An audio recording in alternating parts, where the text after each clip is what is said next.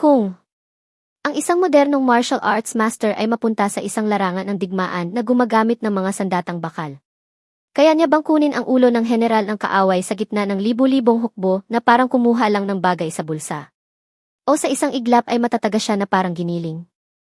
Bilang isang dakilang martial arts master, hindi mo inaasahang napunta ang kaluluwa mo sa dinastyang Dazong at naging isang ordinaryong gwardiya. Kanina lang, gamit ang iyong tumpak na pagpana, pinatay mo ang dalawang Jurchentazi na sinasabing hindi tinatabla ng armas. Nang handa ka ng panain, ang huling sumasalakay na kaaway, ang pana sa iyong kamay ay bigla mong nabali. Lintik na gamit militar ito. Ang ilang sundalo sa tabi mo ay nakita ito at nagsimulang magmura. Puno ng panghihinayang kang tumingin sa labas ng kuta. Nakita mo ang tazi na nag-iwan ng alikabo. Habang papalayo ng papalayo. Magaling mga bayo ang mga tazi. Kahit may kabayo, mahirap siyang habulin. Itinapon mo na lang ang sirang pana sa iyong kamay. At bumuntong hininga. Paglingon mo, nakita mo si Kui Ijiao at Lixyong na nakatingala. At nakatingin sa iyo ng tulala. Sa likod nila, si Wang Qian ay parang isang poste. Nakatitig ng diretso sa iyo. Tumingala ka ulit. Sa tor, si Wu Er ay nakadungaw. Kalahati ng kanyang katawan ay nakalabas. Nakatingin sa iyo ng may gulat. Iwinasiwas mo ang iyong kamay at nag-utos, ano pang tinitingin-tingin niyo dyan? Linisin niyo na ang lugar ng labanan. Doon lang sila natauhan. Sabay-sabay silang sumagot, opo, pinuno. Bago pa matapos ang kanilang sigaw. Itinulak nila ang tarangkahan at nagunahang lumabas. Sa isip mo, kinakalkula mo, isang tazi na may baluti. Isang ordinaryong tazi. Yayaman na yata ako ngayon. Ayon sa gantimpala ng hukbong hangganan ng Zengxi. Ang ulo ng isang tazi na may baluti ay katumbas ng 100 tael na pilak. At 500 gin ng primera klaseng bigas. Sa sunod-sunod na pagpatay sa 2 tazi. Iniisip mo kung anong ranggo ang aabutin mo. Habang abala ka sa iyong pag-iisip. Si Qi Jiao at ang iba pa ay dinala na ang 2 kabayo at mga bangkay ng tazi sa loob ng kuta. Ang 4 na sundalo sa pangunguna ni Qi Jiao ay lubos nang humahanga sa iyo. Ang bawat kilos nila ay nakadepende na sa iyo. Nag-iingat sila ng husto sa harap mo. Hindi ka naman maramot. Hinati mo ng patas ang mga nakuha sa laban. Kaya't bawat sundalo ay natuwa. Lalo na ang 2 babae na nakatayo sa gilid. Nakatitig sila sa mga nakatambak na gamit. Para bang may mga kamay na lalabas sa kanilang mga mata. Ang asawa ni Wu Er. Gustong lumapit para masahihin ang iyong balikat at likod. Ngunit isang tingin mo lang. Umatras siya habang nakayuko. Tinawag mo si Kui Ijiao na lumapit. Mabilis na yumukod si Kui Ijiao at naghintay ng utos. Hindi malaman kung dahil ba hindi komportable ang kanyang salawal. Habang nakayuko siya, hindi niya namalayang tinatakpan ng kanyang mga kamay ang pagitan ng kanyang mga hita. Sa sitwasyong ito, ano sa tingin mo ang dapat nating gawin? Pinuno, pwede nating ipadala si Wang Qian dala ang 2 ulo ng tazi.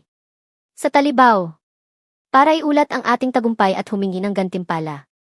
Kumunot ang noo mo at nagtanong. Madali lang ang ibang bagay. Pero paano natin dadalhin pabalik ang bigas na gantimpala?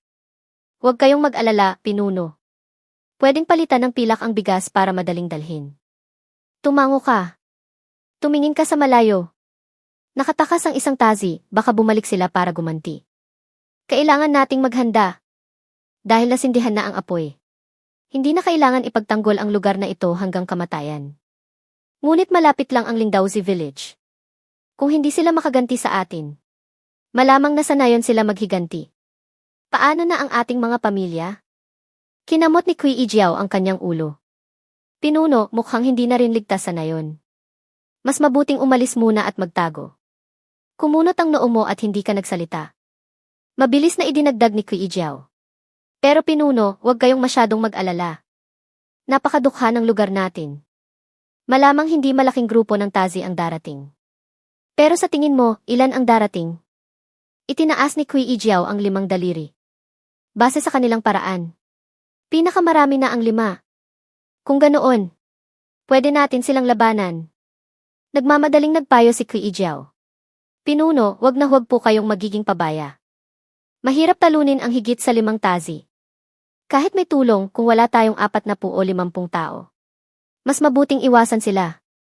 Pagkasabi niyon, sumulyap siya sa mga bangkay ng Tazi sa kuta. Natauhan siya at mabilis na binawi ang sinabi. Ah! Pero sa galing ninyo, pinuno. Baka may laban nga tayo. Iwinasiwas mo ang iyong kamay para patigilin siya. Ipadala mo si Wang Qian sa talibao para magulat. Wu-er, umakyat ka sa tor at magbantay. Lixyong, lumabas ka at maging scout. Ikaw, pumunta ka sa nayon at mag-recruit ng mga tao. Ayusin niyo agad ang mga depensa. Pagkatapos magbigay ng utos. Nag-iisa kang naiwan sa kuta. Muli mong itinali ang tulay. Pagkatapos, kinuha mo ang mga pana ng Tazi. At sinimulan mo itong ayusin base sa iyong kaalaman mula sa dating buhay. Magaspang ang pagkakagawa ng mga pana sa panahong ito. Kahit na maganda ang materyales ng pana ng Tazi, luma pa rin ang paraan ng pagkakagawa. Gusto mo sanang gumawa ng composite bow. Ngunit kulang na kulang ang materyales at gamit. Kaya base na lang sa iyong alaala. Inayos mong muli ang mga sukat ng pana. Habang abala ka sa iyong ginagawa, lumapit na naman ang asawa ni Wu-er, kapatid na Lin. Magpahinga ka muna, hahagurin ko ang iyong mga binti. Sinulyapan mo siya. Napansin mong naghilamos ang babae. Inayos din niya ang kanyang damit. Maayos na sinuklay ang kanyang buhok gamit ang tubig. Sa kanyang mukhang kulang sa nutrisyon. May ipinahid siyang pampapula ng pisngi. Ngunit may amoy pa rin siyang maasim. Hoy! Kayong dalawa, bumalik na kayo sa nayon. Magkakaroon ng labanan dito. Masyadong delikado. Pero, gusto ko po kayong pagsilbihan. Iwinasiwas mo ang iyong kamay para patigilin siya. Huwag ka nang magsalita. Magdala kayo ng bigas. At padalhan niyo rin ang pamilya ko. Pinasa ng dalawang babae ang bigas. At malungkot na umalis sa kuta. Ngayon, ikaw na lang mag-isa ang natira sa kuta. Natapos mong ayusin ang lahat ng pana. Tinasa mo na rin ang mga dulo ng palaso. Isang plano para labanan ang kaaway ang nabuo na sa iyong isipan.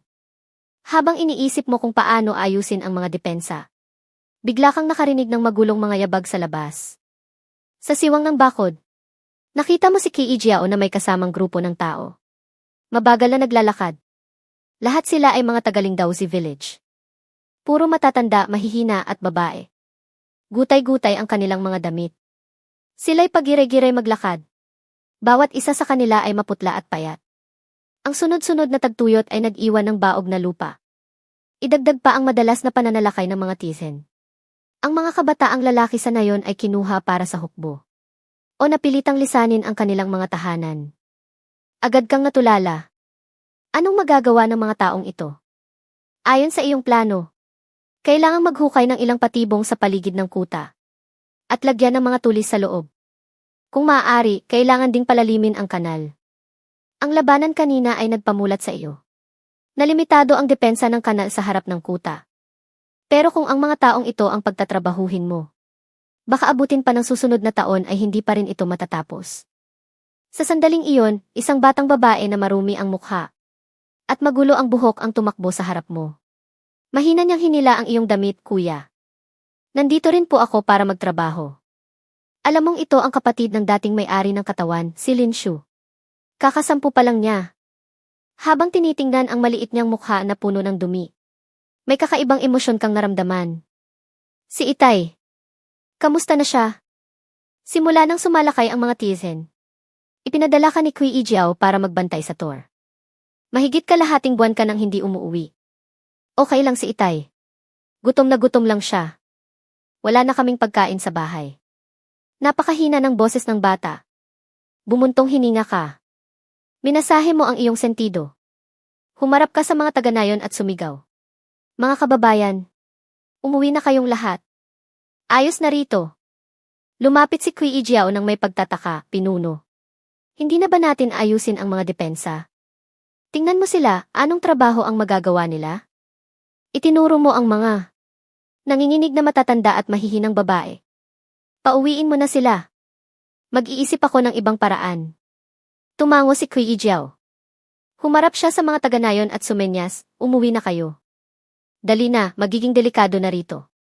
Isang matandang lalaki, nakatukod sa isang kahoy, ang lumapit ng nanginginig. Pinuno Qi. Hindi naman pwedeng wala kaming mapala sa pagpunta rito. Nanlaki ang mga mata ni Qi Jiao. Mabuti na nga't hindi namin kayo sa pilitang pinagsusundalo. Ano pa ang gusto nyo? Kahit konting pagkain lang. Matagal nang walang pagkain sa bahay. Ang manugang ko at apo ay hindi na makabangon sa gutom. Umalis na kayo. Ako mismo ay gutom pa. Nagmura si Qi Jiao. Sumakit din ang ulo mo. Sa panahong ito, maraming namamatay sa gutom. Saan ka kukuha ng sobrang pagkain? Ang sarili mong ama ay nakahiga rin sa gutom. Ang salita ni Qi Jiao ay batas sa Lingdaozi Village. Walang nangahas sumuway. Tinulak at itinaboy niya ang halos 100 matatanda at babae palabas ng kuta. Nang ihatid mo si Lin Shu palabas ng tarangkahan, napansin mong may isang babae pang nakatayo roon. Isa siyang dalaga na nasa mga 20 anyos. Kahit luma ang kanyang damit, malinis naman itong laba. Maayos ang pagkakatahi ng mga tagpi. Ang kanyang buhok ay kasing itim ng tinta, na lalong nagpapaputi sa kanyang kutis. May kakaibang yabang sa kanyang mga mata. Nagtataka kang tumingin kay Qi Jiao. Pinuno. Ayaw umalis ng babaeng iyan. At hindi natin siya pwedeng galitin. Ibinaba ni Qi Jiao ang kanyang boses. Anong koneksyon niya? Asawa siya ni Lin Xiaomin. Lalong humina ang boses ni Qi Jiao. Mayroon daw siyang hindi malinaw na relasyon sa isang iskolar sa bayan. Pagkatapos, pinalaya siya sa bahay na iyon. At napakasal kay Lin. Naalala mo na si Lin Xiaomin ay isang binata na nasa 40. Dati siyang tulisan. May pumutol sa litid ng kanyang binti. Nang ibalik siya, halos patay na siya. Nagkaroon din siya ng tuberculosis. Anong gusto niyang gawin? Bago pa makasagot si Qi Jiao, lumapit ang babae. Kalmado siyang tumingin sa iyo, Pinuno Lin. Wala na kaming pagkain sa bahay. Gusto kong magtrabaho rito. Kahit pagkain lang ang kapalit. Pilit na ngumiti si Qi Jiao, Ginang Lin. Hindi sa ayaw ka naming patuluyin. Pero kampo militar ito. Hindi pwedeng magtrabaho ang babae rito. May nakita akong mga babae rito kanina. Pamilya sila ng sundalo. Kaya pwede silang manatili.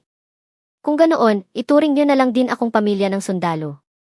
Si Qi Jiao, na karaniwang mabangis, ay biglang lumambot sa harap ng taong may koneksyon sa gobyerno. No text. Hindi siya makapagsalita. Tumingin na lang siya sa iyo para humingi ng tulong. Ang may itim na mata ng babae ay direktang nakatingin sa iyo, Pinuno Lin. Kaya kong gawin ang kahit anong trabaho. Kaya kong gawin ang ginagawa ng mga lalaki. Tumango ka, sige. Pwede kang manatili. Ninerbyo si Qi Jiao. Pinuno, malas ang magpatira ng babae sa kampo. Ngumisi ka. Nung pinagsisilbihan ka ng 2 babae kanina, bakit hindi ko narinig na sinabi mong malas? Iyon ay dahil pamilya sila. Tama na ang satsat. Maghukay ka na ng patibong. Hindi na nangahas magsalita pa si Qi Jiao. Isang tingin mo lang. Naramdaman niyang nanikip ang kanyang salawal. Mabilis siyang umatras. Tumingala ka. Agad na itinago ni Buer sa tor ang kanyang ulo. Ginang Lin. Tawagin mo na lang akong Baijing. CJ. Baijing, sumama ka kay Qi Jiao at magtrabaho. Titiyakin kong may pagkain ka. Hindi na nagsalita pa si Baijing. Sumunod na siya kay Qi Jiao para kumuha ng gamit. Nang makaalis na ang lahat, tumayo ka sa mataas na bahagi ng kuta. Tumingin ka sa malawak na tuyong lupain. Napuno ng iba't ibang emosyon ang iyong puso. Ang sitwasyon ay mas malakas kaysa sa tao. Pabulong mong sinabi sa iyong sarili. Nang sumalakay ang mga tazi, walang apoy na sinindihan sa mga tor sa harap o likod. Baka naubos na ang mga gwardya doon. Nag-iisa ka na lang ngayon sa pakikipaglaban. Mabuti na lang at mahirap at liblib ang lugar na ito. Kaya hindi nagpadala ng malaking hukbo ang mga tazi. Kung hindi, matagal na sanang naubos ang lahat dito. Biglang kumunot ang iyong noo. May naisip kang isang mahalagang problema. Kung mananatili lang tayo rito, para na rin nating binigyan ng malinaw na target ang mga tazi. Siguradong magpapadala sila ng mga sundalo para guluhin tayo. Sabilang natin ngayon at sa kawalan ng natural na depensa ng kuta. Kapag dumating ang ilan pang tazi, tiyak na mamamatay tayo. Mas mabuting tayo ang unang umatake. Gamitin ang paborableng lugar para sa pakikidigmang gerilya. Tambangan at patayin ang mga kaaway. Para hindi sila makahanap ng malinaw na target. Baka sakaling makakuha pa tayo ng ilang araw. Nang maisip mo ito, naramdaman mong kumulo ang iyong dugo. Sa iyong kakayahan ngayon, hindi ka naman siguro mas mahina kaysa sa mga tazi. Gawin na agad. Tinawag mo si Kui Ijiao papasok. May mapa ka ba ng lugar na ito? Ikinumpas ni Kui Ijiao ang kanyang mga kamay. Sa ranggo natin, wala tayong ganyang bagay. Umaasa lang kami sa aming kaalaman sa lugar. CJ, gumamit ka ng puting tela at iguhit mo ang mga kalapit na nayon. Mga daan at burol. Walang problema. Pero pinuno, ano po ang gagawin ninyo? Naisip mong hindi na kailangang itago. Tutal, kailangan mo pa rin ang tulong nila para talunin ang kaaway. Magbabantay kayo rito. Haharangin ko ang mga tazi sa labas. Sabay tayong atake mula sa loob at labas. Baka mailigtas pa natin ang toreng ito. Tiningnan ka ni Kui Ijiao nang may pagdududa. Ang unang pumasok sa isip niya ay, totoo ba ito? O hindi? Hindi kaya tatakas lang mag-isa ang taong ito?